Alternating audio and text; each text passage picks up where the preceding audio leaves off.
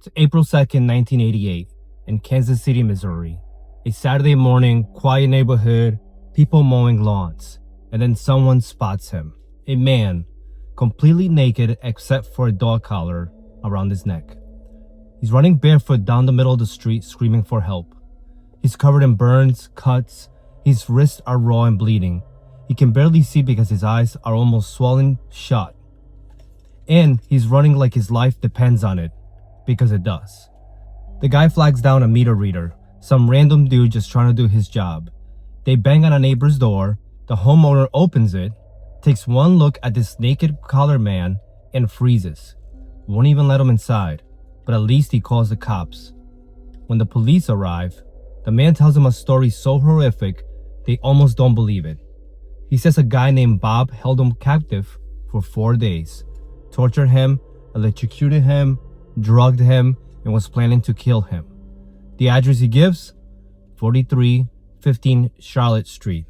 A normal-looking house in a normal-looking neighborhood, owned by the guy the whole community knew. The antique dealer, the guy who ran Bob's Bazaar Bizarre at the flea market.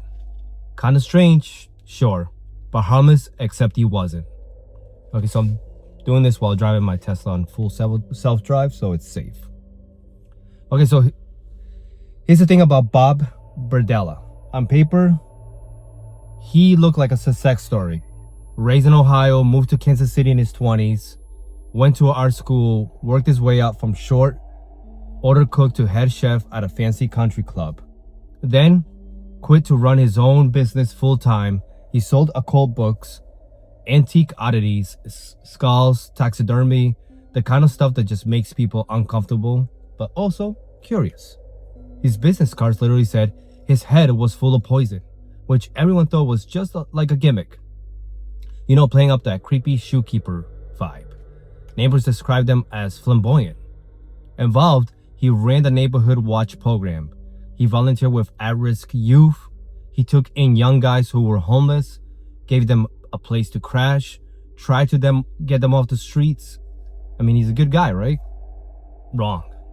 Because what nobody knew was that Bob's house wasn't a shelter. It was a hunting ground. So let's back up the story here. So who was Bob Berdella before he became the Kansas City Butcher?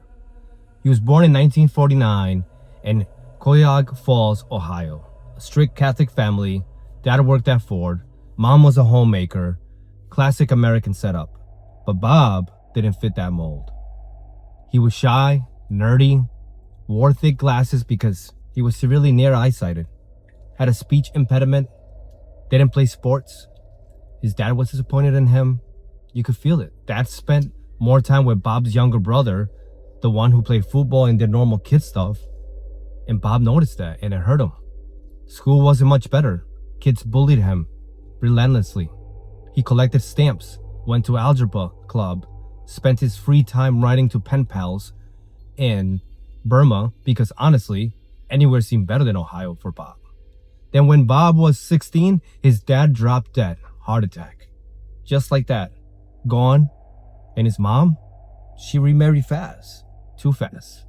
And so Bob felt betrayed, like she just moved on and left him behind. He later said that's when something shifted in him. He started viewing women differently, coldly. He became dismissive, rude, condescending toward them. People started calling him an asshole. Around the same time, Bob realized he was gay, which in a strict Catholic household in 1960s Ohio, it's not exactly celebrated. He felt isolated from his family, his church, his entire community. So in 1967, Bob left, enrolled at the Kansas City Art Institute, and for a while, things seemed okay. College was freedom. Bob could finally be himself. He made friends with the artsy kids, the outsiders. Started drinking, doing drugs, selling drugs actually. Got arrested a couple of times for possession, LSD, meth, but the charges got dropped. And it's no big deal, right? Except Bob's art projects started getting really, really weird. One time he brought a live duck to class in front of everyone. He tortured it, killed it, then gave instructions on how to cook it. Another time, he was caught experimenting with tranquilizers on a dog. injecting it with different doses to see what would happen, like a sick science experiment. His professors had enough.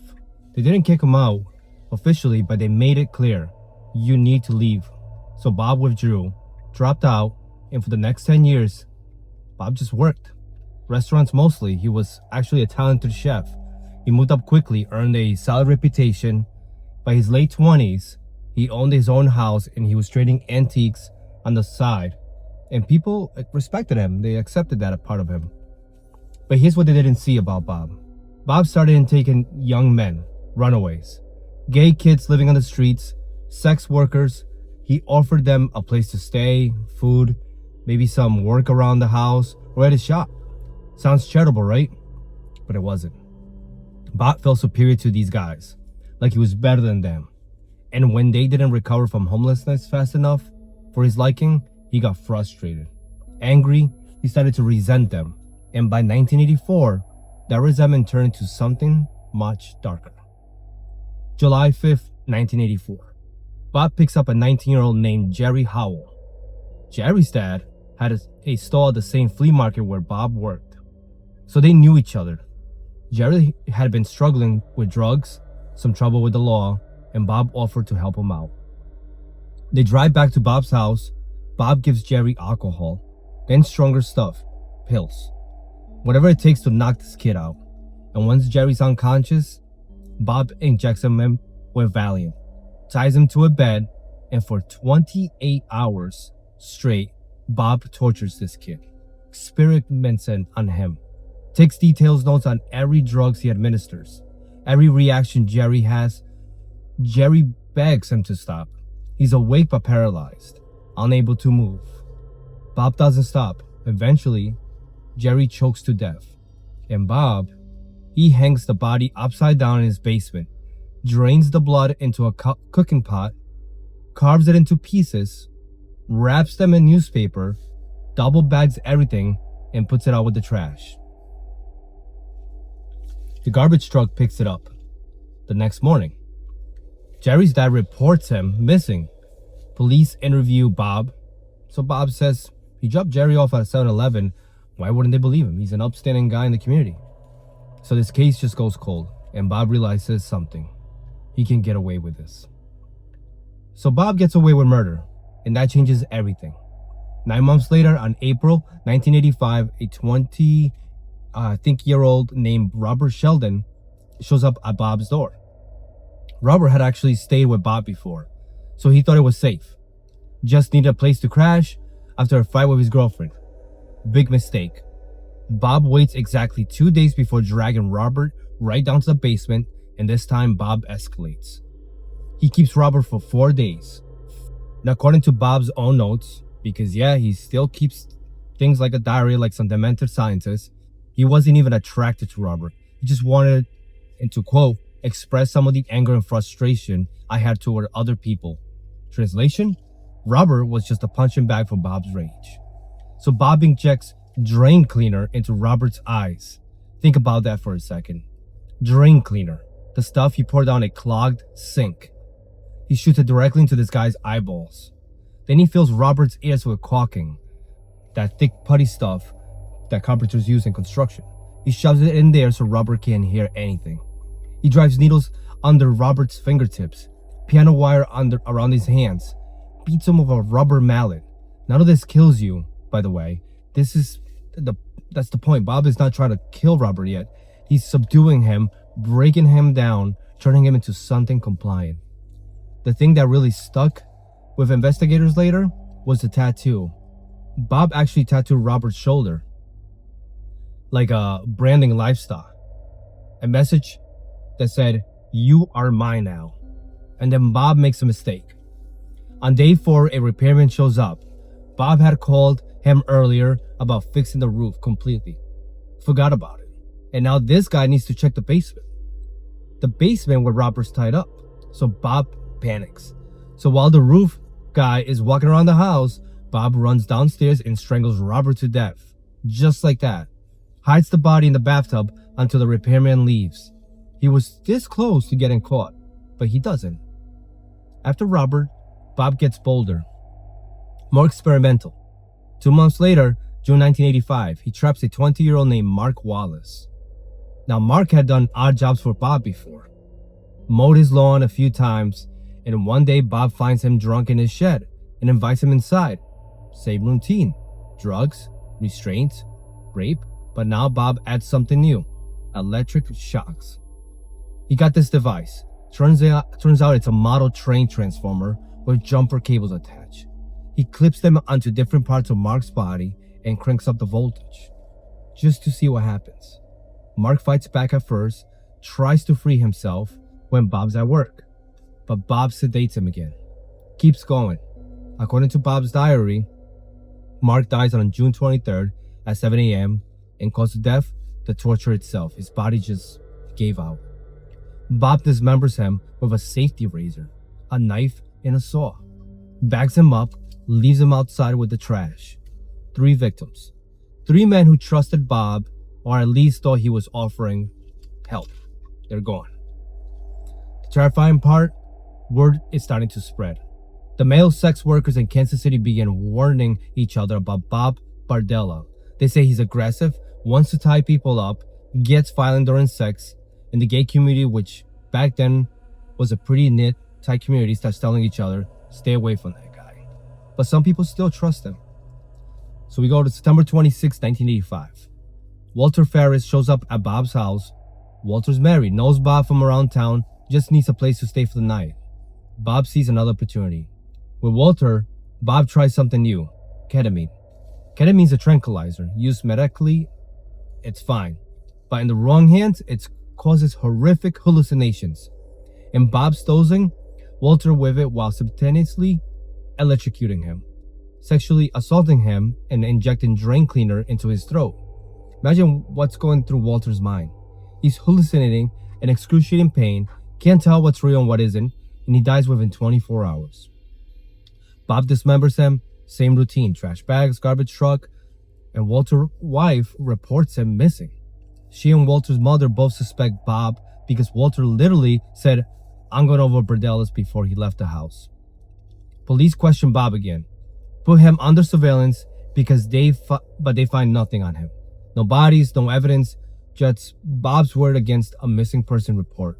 And this case goes cold also. By now, Bob's killed 4 men in just over a year, and he's not slowing down. June 17th, 1986. Bob's cruising the red light district and picks up a 23-year-old sex worker named Todd Stoops. And here's the thing, Todd actually knew Bob, had stayed at his house before, along with Todd's wife, and they traded sexual favors for a place to sleep. Bob was attracted to Todd, had been fantasizing about him for a while. So when Todd needs money for drugs and shows up at Bob's door, Bob's ready. He keeps Todd for 2 weeks. 2 weeks, and the torture is next level. Bob learned from his previous victims, and he knew what works, what breaks people the fastest. He injects drain cleaner into Todd's eyes to blind him. Can't escape if you can't see.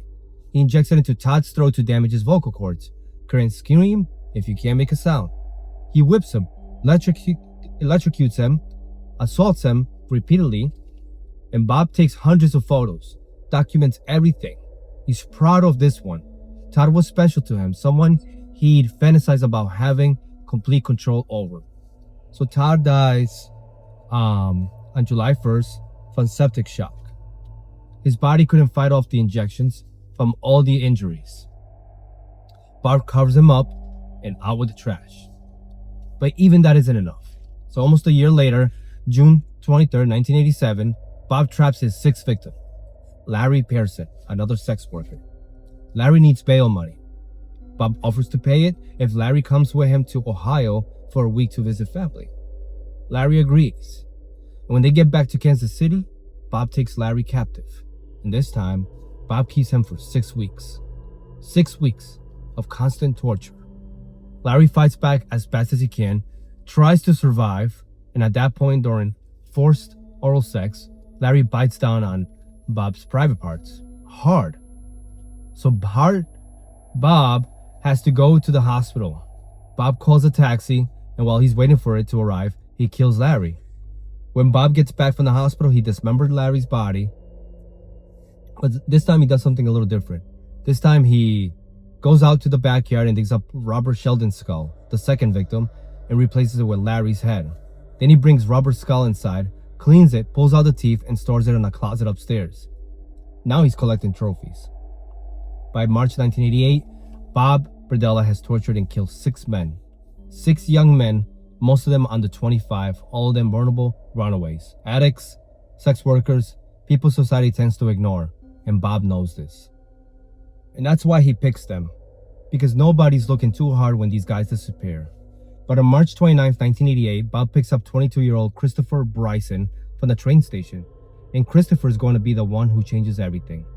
On March 29, 1988, around 1 a.m., Bob's driving past the train station, his usual hunting ground, and spots Christopher Bryson. Young guy, he needs money, willing to get in the car. Bob offers him beer. They drive around for a bit. Then Bob says, "Hey, come back to my place." Christopher agrees. They get to the house. Bob invites him upstairs. Christopher goes first. Bob's right behind him. In a second, Christopher reaches the top of the stairs. Bob swings an iron pipe into the back of his head. Lights out. When Christopher wakes up, he's tied to the bed. Same bed where Todd died. Same bed where Larry spent 6 weeks. Bob goes to work. Literally, he has a shift at the flea market. Leaves Christopher there restrained, terrified. Over the next 4 days, Bob does everything he's perfected on his previous victims. Drugs, electroshocks. He swabs bleach directly onto Christopher's eyeballs with a Q-tip. The pain is unimaginable. But Christopher's smart. Realizes Bob's going to kill him eventually. It's just a matter of time when it happens. So he starts playing along, having conversations with Bob, acting compliant, obedient, and slowly, Bob's guards drop. He starts treating Christopher a little differently, less like a victim and more like a companion, a pet. It's twisted, but Bob seems to think Christopher is actually cooperating because he wants to. And that's a big mistake. On the 4th day, Bob makes a crucial error. Instead of tying Christopher's hands above his head like he did with everyone else, he ties them in front of him, lets him lie in bed more comfortably. Christopher notices this. Christopher notices something Bob left behind, a small pack of matches. He hides them under the mattress, waits, and the moment Bob leaves the room, Christopher grabs the matches. He lights one, burns through the rope, binding his wrist. Then he runs to the nearest window and jumps out of the second story. Doesn't matter, he hits the ground, scrambles to his feet, and sprints across the street completely naked except for his door collar that he still has on. A neighbor calls 911. Within the hour, police arrive at 4315 Charlotte Street with a search warrant and an arrest warrant for Robert Berdella. Bob's not home yet. He's still at work. When he pulls up that evening and sees a police car, he knows it's over. Police officers arrest him, immediately on suspicion of sodomy and kidnapping. They read him his rights. Bob stays calm, refuses a consent to search, says he wants his lawyer. They book him into county jail. But the search warrant doesn't require his consent. So Sergeant Roy Orff leads the team into Bob's house. First thing they notice, the smell. The place reeks. Filthy clutter everywhere. Dog feces smeared on the floors. Officers can hear dogs barking in the back. They call animal control before going any further in there. Christopher had described the room where Bob held him. Upstairs, second floor, on the left. They find it. And sure enough, there's the bed. Restrained still tied to the bedpost. Underneath the bed, they find the electric device Christopher mentioned. A model train transformer with jumper cables attached. So Detective Troy Cole picks it up, examines it. He could attach these different parts to the body, he says. Turn the dial, increase the voltage. So they bag it as evidence. But they need more than Christopher's testimony and some rope. They need proof that Bob's done this before. So they keep searching in Bob's bedroom. Stacked in boxes and shoved into closets, they find photographs. Hundreds of them. Polaroids. Some of them show men tied up, beaten, bloodied. Some show men who appear to be dead. One photo stops everyone cold. It's a young man hanging upside down from a steel beam in what looks like the basement. His body's limp, lifeless. We've got a homicide, Troy Cole says. The next find notebooks. Dozens of them. Bob's handwriting fills every page. Dates, times, names, detailed descriptions of what he did to each victim, how much of each drug he administered, how they reacted. It reads just like a lab report. One entry from June 23rd, 1985, 7 a.m., no signs of life. Mark Wallace, dead. Another entry describes injecting drain cleaner into a victim's eyes. Another talks about electrocuting someone for hours. The officers are stunned. This isn't just a murder. This is systematic torture documented with scientific precision. But here's the problem. They still don't have bodies. The next day, they bring in Dr. Thomas Young, a forensic pathologist, to examine something they found in an upstairs closet. It's a human skull. Dr. Young studies it. This is recent, he says. Less than 2 years old, so they bag it. Then they find another bag in a different closet. Inside, human vertebrae. Clean, bleached. They look almost plastic. Someone spent time preparing these, boiling them, cleaning them. So we need to search the backyard, Troy Cole says. So April 4th, 1988. The team returns to Bob's house with a backhoe. They've noticed something odd about the yard. The grass is cleaner and greener in two specific spots, like something's been buried there, fertilizing the soil. They start digging, and the second scoop, the backhoe pulls up a human jaw. So they stop the machine immediately, start digging by hand, and within an hour, they find another skull. Then another and another. Bob had buried 3 of his victims' head in the backyard, used them like trophies, dug them up periodically to clean them. But the investigators just don't stop there. Police extend their search to Bob's shop at the flea market, Bob's Bazaar Bizarre. In the front window, they find what they initially think are plastic display skulls. You know, the kind you see in like at a Halloween store. Except they're not plastic. These are real human skulls, bleached white, polished, and Bob had been displaying his victims in his shop window. It's pretty sick. People had walked past these for months and thought they were props the whole time. Now the hardest part is identifying the victims.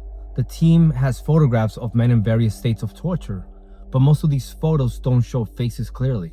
And the 2 skulls from the backyard need to be matched to missing persons report. Detectives start cross-referencing Bob's detailed notes with local missing persons case. The first match comes quickly. Larry Pearson reported missing in 1987 on August. The skull from the closet matches his dental records. Second skull, buried in the yard, belongs to Robert Sheldon, missing since April of 1985. But what about the others? Bob's notes mention 6 victims total: Jerry Howell, Mark Wallace, Walter Ferris, Todd Stoops. Their bodies were never found. Bob had disposed of them perfectly, cut into pieces, bagged, tossed in the trash, hauled away by garbage trucks years ago. So they're gone. So by early August 1988, prosecutors have enough evidence to charge Bob Berdella with multiple counts of murder. The district attorney wants to pursue the death penalty, and this is as bad as it gets. Premeditated, sadistic, 6 victims, but then something unexpected happens. Bob's defense team approaches the DA with an offer. Bob will plead guilty to all 6 murder. He'll give a full detailed confession of every victim, every timeline in exchange, no death penalty. Life in prison instead. The DA considers it. A full confession would give the victim's family closure, answers questions that have haunted them for years. So on August 3rd, 1988, Bob Berdella stands before Judge Alvin Randall and pleads guilty to the first-degree murder of Larry Pearson. Everyone's shocked. They were expecting a trial, a fight. Instead, Bob just admits it. But the real bombshell comes 3 months later, December 13th through the 15th, 1988. Bob sits down with the prosecutors, his defense attorneys, and a court reporter. For 3 days straight, he confesses to everything he did. December 13th, 1988, Jackson County Jail. Bob Berdella sits across from 2 prosecutors, 2 defense attorneys, and a court stenographer. Everyone's got coffee, notepads, the recording equipment's all out. And for 3 days, Bob talks. He describes everything, every victim, every method, every moment, no hesitation, no emotion, just facts. Rick Holtzclaw, the assistant prosecutor, later said Bob was very matter-of-fact about it all, like he was describing a recipe, not 6 murders. He didn't show any remorse, and he said, I think he enjoyed reliving it. Here's what Bob told him. Jerry Howell, his first victim, wasn't planned. Bob said he got frustrated with Jerry. The kid just kept using drugs. Wasn't getting any better fast enough. So Bob decided to experiment. He injected Jerry with Valium to see how much it would take to render him completely helpless, but still conscious. He wanted Jerry aware of what was happening, but unable to fight back. For 28 hours, Bob abused them repeatedly, took notes on Jerry's reactions. When Jerry finally choked to death, Bob hung the body upside down and drained the blood like butchering an animal. Then he carved Jerry into pieces small enough to fit in trash bags. I wanted to see how much a human body could take, Bob said. With Robert Sheldon, Bob escalated. He injected the drain cleaner in his eyes, not to kill him but blind him, make the escape impossible. He filled Robert's ears with the caulking to deafen him. He drove needles under fingernails and wrapped piano wire around his hands. I wanted it completely dependent on me, Bob explained. No sight, no sound, no ability to resist. Robert lasted 4 days before Bob strangled this guy. Panicked because a repairman showed up unexpectedly. But this time, Bob kept something.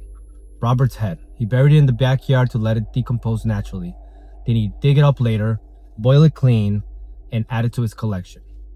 Mark Wallace, Walter Ferris, Todd Stoops, each one followed the same pattern. Drugs, restraints, torture, but Bob kept refining his methods. Testing new chemicals, new techniques, and with Todd, Bob said he felt a genuine attraction. He'd fantasized about having a compliant sex slave for years, and Todd was the closest he'd come to achieving that. He kept Todd alive for 2 weeks, photographing every stage of his deterioration, and when Todd died from septic shock, Bob was almost disappointed. Larry Pearson lasted the longest, 6 weeks. Bob described Larry as the most resilient. He kept fighting back, kept trying to survive. And when Larry bit Bob's private part during forced oral sex, he bit down so hard Bob had to go to the hospital, and Bob was furious. That was the first time anyone hurt me, Bob said, so I wasn't going to let that stand. So he killed Larry while waiting for a taxi to take him to the ER. And when he got back, he dismembered Larry's body. Then he dug up Robert Sheldon's skull, replaced it with Larry's head, and brought Robert's skull inside. He cleaned it, pulled the teeth, stored the skull in his bedroom closet like a trophy. So the prosecutors asked Bob why he did it. He paused, thought about it. I wanted control, he finally said. Complete control over another person. I wanted to see what I could make them endure. And he wasn't insane. He wasn't out of control. He knew exactly what he was doing. Planned, documented it, perfected it. And that's what made it chilling. So on December 19th, 1988, Bob Berdella was sentenced. 2 life sentences for first-degree murder, 4 additional life sentences for second-degree murder, no possibility of parole. The victim families packed the courtroom. Some cried, others just stared at Bob, trying to understand how someone could do this. Bob showed nothing, no remorse, no emotion. He was let out in handcuffs and sent to Missouri State Penitentiary. But this story doesn't end here. On October 8th, 1992, just 4 years later, Bob complains to prison staff about chest pains. They call for medical transport, and he dies in an ambulance on the way to the hospital. Heart attack, just like his father. He was 43 years old. So what do we take from this? 6 young men are dead: Jerry, Robert, Mark, Walter, Todd, Larry. Most of them were struggling, homeless, addicted, working the streets just to survive. Bob knew society didn't care much about these guys. He knew if they disappeared, that nobody would look too hard. And he was right. For 4 years, he got away with the most horrendous thing. And it wasn't until Christopher Bryson jumped out that window, naked, burned, half blind, that anyone even knew Bob Berdella was a killer. Christopher survived because he was smart, because he played along, because Bob made one mistake. But 6 others didn't get that chance. Bob Berdella collected antiques, skulls, oddities, but his most prized collection was human suffering. He documented it, photographed it, preserved it. Not because he was crazy, because he wanted it to. Because he could, and that's what makes him one of the most calculated killers Kansas City has ever seen. The Kansas City Butcher didn't just take lives. He studied them, he controlled them, owned them, until the day Christopher Bryson burned the rope through and ran for his life. So that'll do it for today. It's a pretty dark, horrendous story. I hope you didn't enjoy that, because I never enjoy these, but they got to be told.